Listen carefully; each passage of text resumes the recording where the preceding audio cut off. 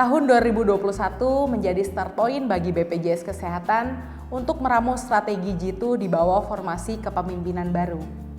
Tak lama setelah dilantik, jajaran direksi BPJS Kesehatan pun langsung tancap gas mencanangkan program BPJS Kesehatan mendengar.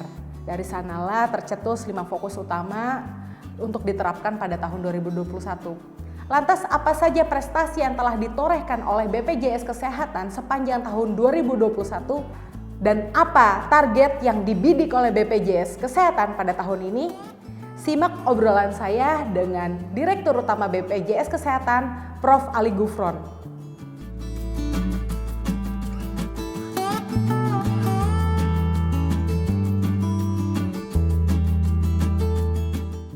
Kan tahun 2021 itu kan menjadi start point nih bagi BPJS Kesehatan untuk meramu strategi Jitu di bawah formasi kepemimpinan baru. Tak lama setelah dilantik, jajaran direksi pun periode 2021-2026 langsung tancap gas untuk mencanangkan program BPJS Kesehatan mendengar. Lalu dicanangkanlah 5 fokus utama dari BPJS Kesehatan pada 2021. Nah, bisa diceritakan nggak nih Pak Gufron, apa saja sih pencapaian yang telah ditorehkan oleh BPJS Kesehatan dari aspek 5 fokus utama tersebut? Iya, tentu satu tentang pencapaian dulu ya.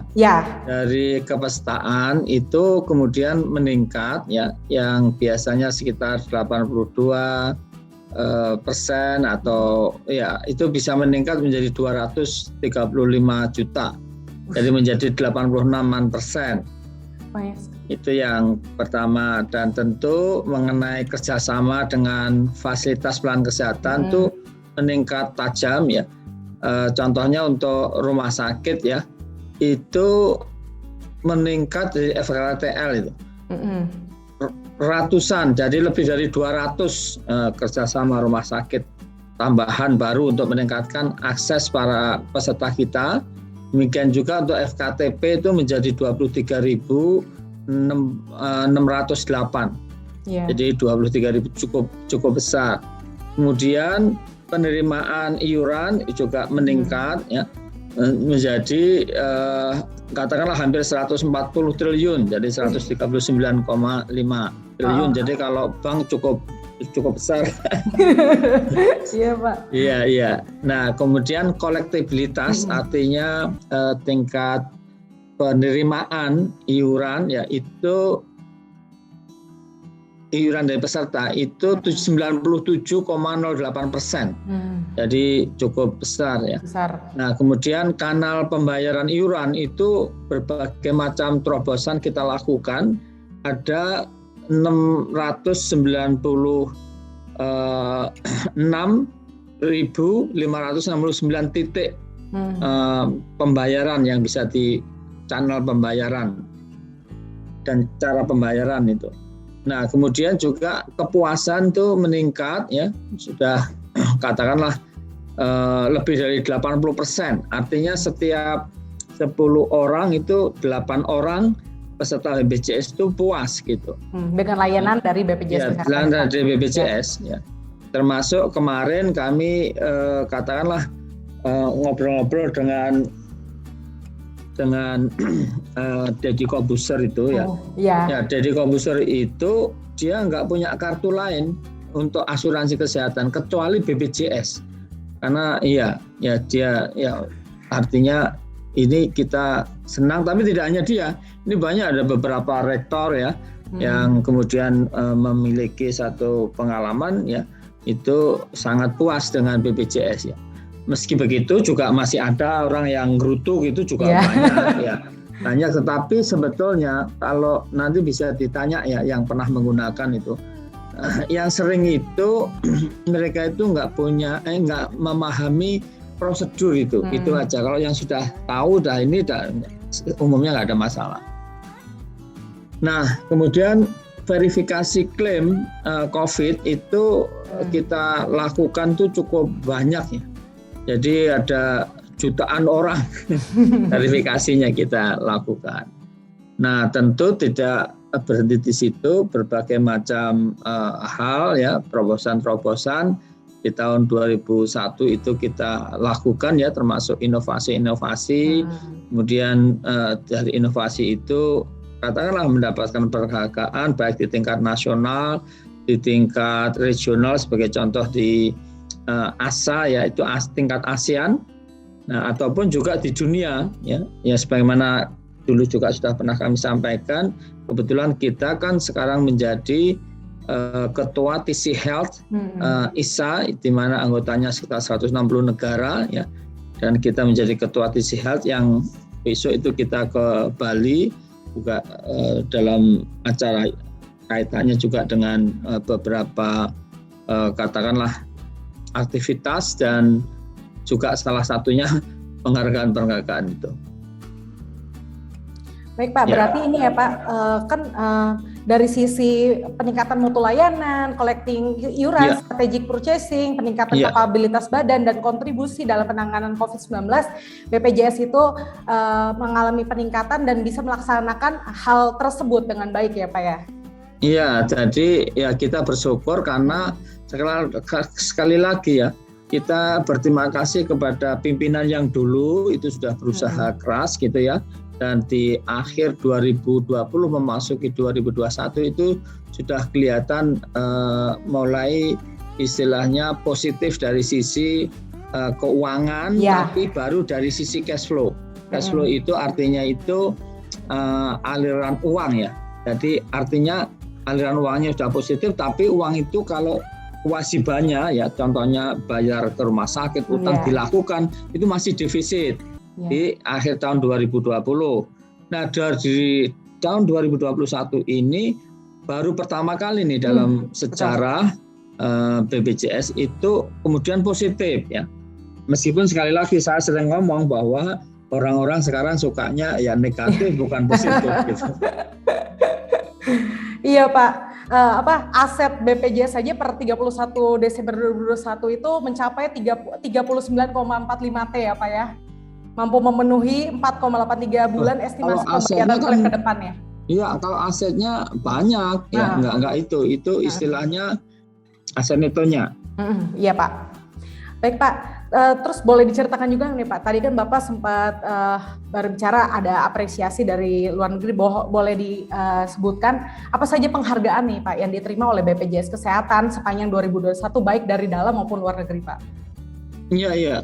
Jadi kalau kita boleh sebutkan ya beberapa, sebetulnya banyak cuman sering tidak hafal juga gitu. Istilahnya ya pertama bahwa BPJS Kesehatan itu meraih skor tinggi ya untuk penilaian integritas di tahun 2021 itu dari KPK dengan nilai itu 84,18. Artinya bahwa integritas, nah ini kan sangat penting. Penting, betul. Nah demikian juga BPJS Kesehatan memperoleh penghargaan sebagai badan publik informatif. Nah itu kan ada rankingnya gitu, maksudnya itu ada kurang informatif, cukup informatif, terus yang ini yang atas ini sangat informatif. Iya, dari Komisi Informasi Publik gitu. Nah kemudian kita juga mendapatkan penghargaan, contohnya untuk dari Korpri itu mendapatkan Korpri Awards 2021. Kemudian kita untuk yang tadi di ASEAN itu mendapatkan ASA Recognition Award 2021. Kemudian Best Emerging Industry Leader dari IQA Foundation. Kemudian ya tentu Best CEO dan juga Best Social Economic Contribution dari Economics, tentu dari Obsession Award ya. Terima kasih ini teman-teman dari PMG. Kemudian Best Brand Award itu dari SWA, dan kemudian juga Mas Digital. Kemudian ada juga Best untuk Digital Leader Implementation. Kemudian juga kita mendapatkan wajar tanpa modifikasi. Kalau dulu kan istilahnya itu WTP WTP, ya. iya. Dulu, ya itu Ya. sekarang istilahnya Wajar. sama halnya tapi wajar tanpa modification yang dari akuntan publik ya. Dan itu juga sebetulnya untuk WTM ini kita peroleh sejak tahun 2014 ya. Kita bersyukur sampai terakhir kemarin.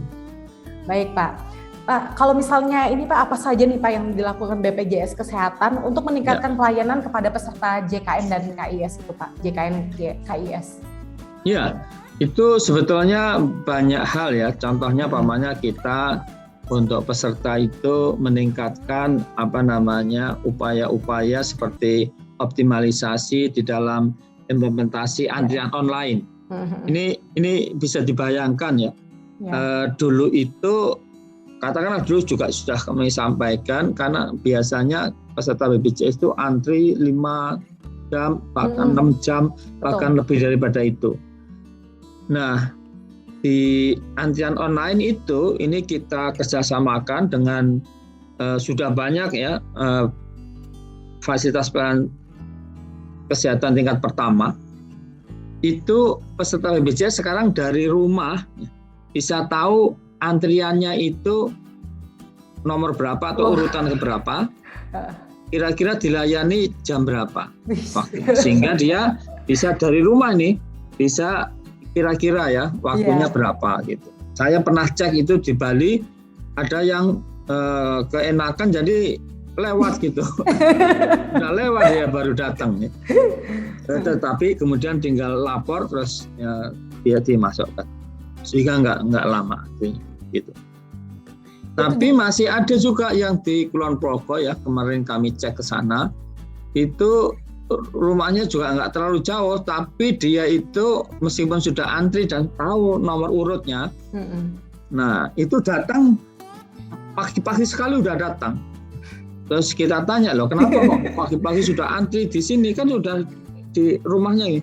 Ya kami masih khawatir Pak, nanti kalau diserobot orang gitu. Masih ada juga yang kayak gitu ya. Dan yang sebetulnya nggak perlu karena sudah ada urutannya. Itu juga itu yang satu ya, tetapi kan banyak sekali ya, seperti ada Pandawa kita kembangkan sistem PKN yang otomatis itu ya, seperti juga katakanlah call center yang biasanya 150040 menjadi 3 digit 165 ya. Iya, itu tadi barusan juga saya coba, masih oke gitu.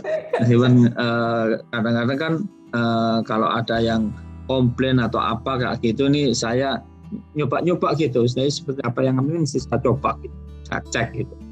Demikian juga di tahun 2021 itu kita rubah beberapa pelayanan ya, untuk yang tidak perlu rujukan nggak usah dirujuk gitu, jadi langsung, jadi yang pasti contohnya talasemia, hemodialisis ya, hemodialisis kalau ini nggak perlu ke layanan primer lagi gitu ya, bisa langsung gitu untuk beberapa kali gitu.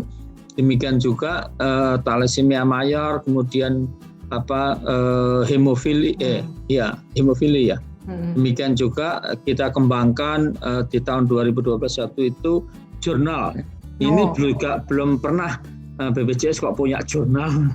Jurnal JKN Pak? Iya, jurnal JKN. Ya, khusus ini. Nah, kemudian kita kembangkan portal web untuk berbagi pengetahuan ya tentang program JKN KIS melalui jurnal-jurnal ilmiah gitu.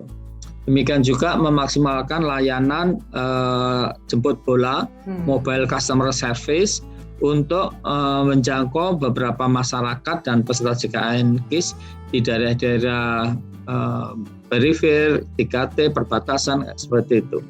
Demikian juga kita perkuat sinergi dengan kementerian lembaga pemerintah daerah, Vaskes hingga pihak swasta untuk memperlancar penyelenggaraan JKN KIS ya, di lapangan.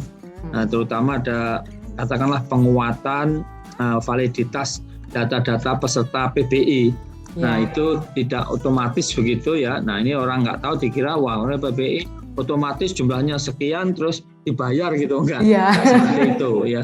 Jadi kita siapa yang masuk, kemudian kan itu kurangnya itu dari jatah 96,8 kan berkurang bisa 11 juta orang.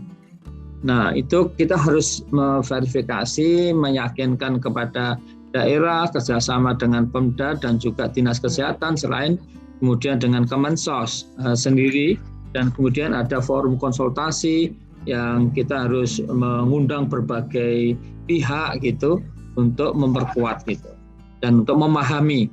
Nah, sehingga beberapa tadi yang sebetulnya sudah ada dananya, tapi orangnya belum ada gitu, karena istilahnya karena yang dulu itu datanya sudah nggak valid lagi atau nggak pas lagi kayak gitu. Ya tentu kita tidak berhenti di situ ya. Bagaimana juga di dalam pertama kali di dalam sejarah BPJS itu kita implementasikan uang muka kepada rumah sakit yang rumah sakit itu harapan kami satu terjaga cash flow-nya, jadi uangnya itu dia tidak perlu utang-utang dan lain sebagainya gitu, ya dulu pernah terjadi. Kemudian mereka punya utang, mereka bisa bayar kewajiban seperti obat dan lain sebagainya. Tetapi ya ini kita nilai kepatuhannya dan kinerjanya. Kalau rumah sakit kinerjanya bagus, harapan kami apa? Harapan kami pesertanya itu menjadi lebih puas karena dilayani dengan baik. Nah, kalau mereka rumah sakit ini bisa memberikan layanan yang lebih baik, kami berikan uang muka lebih banyak gitu. Itu. Jadi kita ukur. Nah, harapannya rumah sakitnya happy, pesertanya dilayani dengan baik, mutunya meningkat seperti itu. Dan itu terbukti tadi tingkat kualitas, tingkat kepuasan pelayanan itu meningkat ya, kan dilakukan oleh pihak independen nih yang mengukur, begitu. Iya, 10 dari 8, iya. Iya, tidak 8 dari 10. Iya, tidak berhenti di situ ya. BPJS Kesehatan juga katakanlah kita menggandeng sejumlah bank ya dalam menyediakan layanan Supply Infrastructure Financing atau SIF, di mana untuk meningkatkan kualitas sarana prasarana di fasilitas pelayanan tingkat pertama. Jadi artinya kalau ada klinik begitu, wah saya mau mengembangkan klinik saya perlu alat kesehatan ini, tapi nggak punya modal. Nah itu bisa kerjasama dengan katakanlah minta modal kepada bank, di mana bank ini sudah kami jamin gitu. Jadi kerjasama gitu. Jadi mereka nggak perlu untuk katakanlah sulit-sulit gitu. Demikian. Nah, tapi tidak berhenti di situ. Tentu BPJS Kesehatan katakanlah mengembangkan berbagai macam inovasi-inovasi untuk mempermudah ya. Contohnya umpamanya saya mikir ini 2021 atau 2022 ya, yang mengenai istilahnya NIK ya. Tetapi kita juga sebelum NIK kita kembangkan macam fingerprint ya, ini masih dalam proses itu juga ya itu atau satu lagi juga ada lagi tapi nanti aja 2022. Nah kemudian juga kita melakukan semacam tadi memperkuat pencegahan fraud ya, kita perbarui komitenya, kemudian kita upayakan ya untuk kerja dari tim kendali mutu, kendali biaya itu lebih bagus lagi gitu, dan lain sebagainya. Nah kemudian kita juga tadi yang saya ceritakan yang tadi boleh di ini nanti diceritain yang hari ini kita launching juga ya, sedikit saja bahwa kami ingin tenaga duta BPJS Kesehatan yang jumlahnya mungkin sekitar 9.000-an itu meningkat kapasitasnya, kualitasnya, profesionalitasnya ya. Selain secara soft skill, mereka memang kita harapkan memiliki soft skill ya, yang tinggi ya, bagaimana cara komunikasi, bagaimana cara bekerja sama, ya, engagement dan lain sebagainya. Tapi juga mereka itu memiliki sertifikat. Gitu. Contohnya, umpamanya mereka melakukan verifikasi ya, atau mereka dapat sertifikat sebagai verifikator yang memenuhi syarat gitu. Jadi ada ujiannya, ada pelatihannya, semacam itu. Nah itu yang dikerjakan oleh corporate university ya, kita punya di Sarwasana. Nah ini, nah sekarang dengan COVID itu kita bisa lakukan baik di tempat ataupun dengan online. Nah itu katakanlah di tahun 2021 ya paling enggak ya ini kita jumlah orangnya yang dapat sertifikat itu kita tingkatkan gitu. Demikian juga untuk tahun 2021 itu sekitar 436 orang dapat sertifikat ini. Iya. Dan jadi, tentu kita perluas ya, tidak hanya ahli di dalam memverifikasi di hal-hal lain ya. Sebagai contoh untuk katakanlah administrasi, kepesertaan, bagaimana yang baik dan lain sebagainya. Berarti ini ya Pak, yang dilakukan oleh BPJS Kesehatan itu untuk meningkatkan pelayanan kepada peserta JKN KIS itu, yaitu tadi inovasi, tidak berhenti dalam melakukan inovasi, terus yang kedua berkolaborasi dengan banyak pihak, dan peningkatan mutu dari SDM BPJS Kesehatan itu sendiri. Betul ya, jadi inovasi itu tidak hanya inovasi seperti itu, jadi inovasi untuk terobosan, jadi terobosan baru. Contohnya umpamanya mutu itu kita lihat semacam istilahnya itu ya customer journey-nya, perjalanan dari customer itu gimana tuh? Awalnya mulai daftar sampai nanti memanfaatkan itu kita lihat. Nah, setiap titik itu kita amati di mana ada bottleneck-nya, di mana ada kesulitannya itu. Nah, di situ kalau ada masalah yang paling banyak gitu, nah itu kita harus atasi. Oke Pak, luar biasa sekali nih Pak. Nah ya untuk ini aja memang ya kita ingin Pak. Ya. Dan kami ya memang istilahnya nggak bisa berubah langsung begitu, tapi perubahan-perubahan ini sudah cukup banyak dan kami bersyukur ya tadi kepuasannya juga sudah meningkat, uangnya juga meningkat.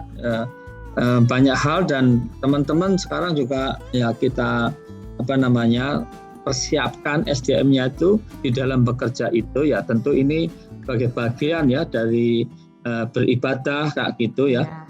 Tetapi tidak berhenti di situ. Bagaimana mereka merasakan fun and meaningful. Artinya bahwa mereka bekerja di BPJS itu merasa senang gitu ya, merasa fun gitu. Ada keterpanggilan, ada ya senang, tetapi juga meaningful, memberikan kemanfaatan pada peserta, terutama mereka yang sedang sakit dan membutuhkan. Jadi memberikan makna dan kita ingin ke depan itu bahkan untuk menjaga mereka tidak jatuh sakit ya. Ada upaya-upaya promosi prevensi seperti itu. Dan mereka sehat, nggak sehat negara kuat gitu. Betul, bener. Mereka sehat, negara kuat. Kita sehat, negara kuat. Bener banget Pak. Betul. Pak, ini kalau misalnya ini kan tahun ini nih Pak 2022 BPJS Kesehatan kan memiliki 6 fokus utama tuh Pak. Itu bisa disebutkan nggak Pak apa saja tuh Pak? 6 fokus utama itu ya betulnya tidak jauh-jauh daripada yang 5 fokus yang dulu. Nah, mulai dari bagaimana meningkatkan mutu layanan, kemudian bagaimana sebetulnya meningkatkan koleksi ya dari iuran sehingga uangnya itu cukup gitu. Nah, sustainabilitas dan itu selalu kita jaga terus itu. Kemudian juga tentunya strategic purchasing, jadi bagaimana kita bisa membayar rumah sakit itu dengan cara yang lebih baik gitu. Dan lebih baik itu pengertiannya adalah bahwa lebih cepat, lebih mudah, lebih efektif gitu, tetapi juga lebih efisien. Nah, itu yang sulit itu ya. Jadi itu berbagai macam pendekatan kita lakukan dan kemudian juga meningkatkan tadi kapabilitas badan. Jadi BPJS sebagai badan itu meningkat kemampuannya gitu. Jadi lebih agile ya, lebih kuat ya, lebih katakanlah dengan dinamika yang ada itu bisa kemudian tetap solid dan tetap bagus dan visi misinya bisa tercapai. Dan tidak berhenti di situ tentunya ya. Ya kita bagaimana tentu membantu pemerintah juga ya, termasuk di dalam penanganan COVID-19. Ya. Benar-benar. Jadi contoh ini dalam beberapa hari itu, kira-kira ya kemarin saya dihubungi untuk pikir harus disiapkan karena ada vaksinasi baru dan diperkuat. Booster. Itu harus kita rubah sistemnya, softwarenya ini. Iya. Gitu. Ya. Oke Pak. Berarti ini Pak ya, optimis juga 6 fokus utama itu bisa seperti yang tahun 2021 lalu bisa berjalan dengan baik ya Pak ya. Kami berharap begitu dan berdoa dan ya kalau optimisnya sih optimis lah. Optimis. Ya. Guna meningkatkan, mengoptimalkan nih Pak pelaksanaan program JKN KIS kan dan meningkatkan akses pelayanan kesehatan, Presiden Joko Widodo memerintahkan 30 kementerian, lembaga melalui instruksi Presiden Republik Indonesia nomor 1 tahun 2022 untuk mengambil beragam langkah strategis yang diperlukan sesuai tugas, fungsi dan kewenangannya. Nah, langkah apa yang akan dilakukan BPJS Kesehatan untuk melaksanakan amanah tersebut, Pak? Iya, itu satu hal yang amat strategik ya. Dan kami terima kasih dan bersyukur karena Bapak Presiden telah mengeluarkan instruksi kepada sekitar 30-an ya kementerian lembaga. Ini suatu hal yang luar biasa. Kenapa? Karena pertama kali ya, artinya Inpres nomor 1 ya di tahun 2022 itu tentang Inpres optimalisasi program JKN. Jadi itu ya nomor 1 itu yang pertama gitu. Jadi tentu karena itu memerlukan satu tindak lanjut ya, dan kita bersyukur karena Kemenko PMK itu telah juga launching instruksi itu sehingga kementerian, tapi kemudian waktu itu tidak semuanya datang ya, ada yang datang, ada yang online, ada yang mengirimkan wakilnya ya.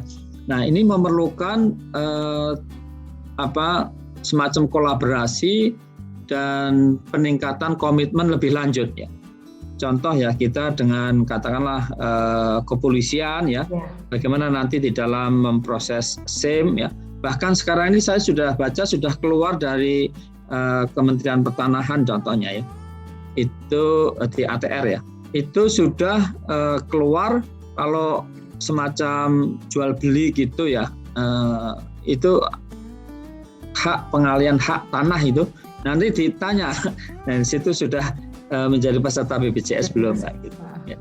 Jadi itu saya kira bagus sekali. Jadi kita menindaklanjuti dengan melihat kira-kira kementerian mana yang ya semuanya tadi sesuai dengan istilahnya tugas ya, kemudian fungsinya dan juga katakanlah kewenangannya. Ini kan oleh Presiden didorong untuk bisa membantu suksesnya optimalisasinya program JKN KIS. Nah, kami kemudian melihat dari sekian banyak kementerian itu kementerian mana yang katakanlah urgent, semua penting ya, tetapi yang lebih harus diurgenkan, harus lebih diprioritaskan. Itu kita daftarkan, kita rapatkan, ini, lalu kita kunjungin itu. Kita bertemu ya dengan sampai pada mungkin ke berikutnya sampai eselon 1 itu kalau di pusat. Nah, di daerah juga begitu, kita inginkan kita sampaikan kepada teman-teman juga di Deputi Direksi Wilayah menindaklanjuti itu gitu. Karena ini kami kalau ini sukses, kami optimis tahun 2024 ya. Sebagaimana target dari RPJMN itu bisa mencapai 98% dari seluruh penduduk Indonesia pernah atau telah menjadi peserta BPJS Kesehatan. Iya, harapannya begitu. Jadi Bapak sangat menyambut positif dan siap ya Pak melaksanakan. Oh iya, tentu kita itu sangat berharap dan terima kasih ya, begitu. Baik Pak. Ya. Pak Prof, terima kasih sekali dari apa yang Pak Prof jelaskan sampai kepada kami, nanti akan kami olah. Itu sangat menginspirasi sekali bahwa dalam kurun waktu setelah penjabat sampai saat ini banyak sekali inovasi dan Ya. pencapaian yang luar biasa yang ditorehkan oleh BPJS Kesehatan nih Pak. Betul, ini kita sudah Ya. belum 1 tahun tapi sudah hampir Iya. ini. Surplus itu. Selamat ulang tahun ya. Ya, selamat ulang tahun dan ya tentu sekali lagi kita terus menjaga kesinambungan Betul. dan program CKN KIS itu dengan dukungan berbagai pihak ya termasuk pimpinan daerah. Ya. Jadi pimpinan daerah yang kita terus-menerus bekerja sama agar pencapaian universal coverage, tapi tidak hanya universal coverage dalam pengertian jumlah orangnya yang di cover, bukan. Tapi kami ingin yang disebut oleh WHO ya, karena kami dulu juga pernah membantu WHO, itu effective coverage. Artinya itu mendapatkan pelayanan tapi dia bisa memanfaatkan gitu. Jangan sampai cuma tercatat sebagai peserta tapi sebetulnya aksesnya dan lain-lain itu menjadi masalah gitu. Betul Pak. Ya, Baik ya. Pak. Itu Mbak Gia. Terima Iya, kasih Pak. Mbak Gia. Ya. Terima kasih Pak Prof. Sama-sama. Sehat selalu Pak. Terima kasih Pak. Sama-sama. Sekian wawancara saya dengan Prof. Ali Gufron. Sangat luar biasa sekali ya, dalam kurun waktu 1 tahun BPJS Kesehatan mampu memetri prestasi yang sangat luar biasa. Saya jadi penasaran nih, apa aja nih gebrakan selanjutnya?